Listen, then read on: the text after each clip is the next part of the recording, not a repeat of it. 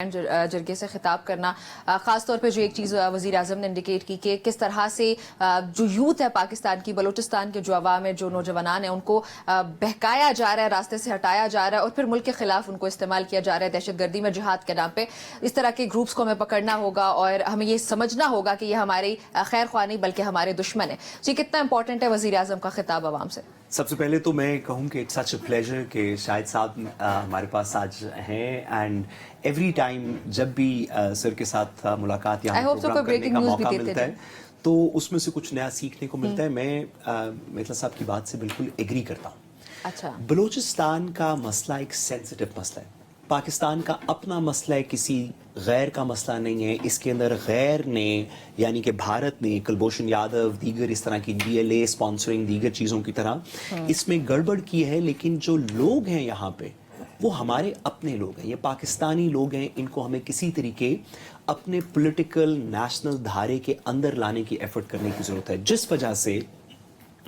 ہم کم از کم اس نشست سے ہمیشہ سے یہ بات کرتے رہیں کہ بلوچستان کے مسائل کو بات چیت سے ریزالو کریں تو زیادہ بہتر ہے۔ اس کے اندر اگر یوز آف فورس کم ہو اور تھوڑی شائستگی ہو تو بہت سارے لوگ جو کسی نہ کسی وجہ سے، اچھی وجہ سے، بری وجہ سے، گمراہی کی وجہ سے، واقعی حقائق کی وجہ سے، بہت سارے لوگ جو کسی وجہ سے نالاں ہیں ریاست سے، اگر ریاست اور حکومت ان سے بات کرے گی تو ان میں سے بہت سارے لوگ واپس آ جائیں گے، بیکاز لوگوں کی چھوٹی چھوٹی خواہشیں ہیں جو کہ دور ہو سکتی ہیں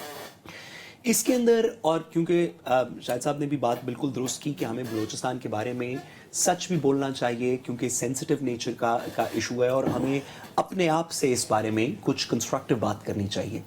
اور میرے خیال میں شاہد صاحب کی بات کو آگے بڑھاتے ہوئے میرے خیال میں بلوچستان کے اندر ایک مسئلہ یہ ہے کہ لوگوں کو بظاہراً جو لوگ ناراض نظر آتے ہیں حکومت کو، ان کو یہ لگتا ہے کہ ان کی آواز ریپرزینٹیٹیوز کے تھرو پاور کے کوریڈورز تک نہیں پہنچتی۔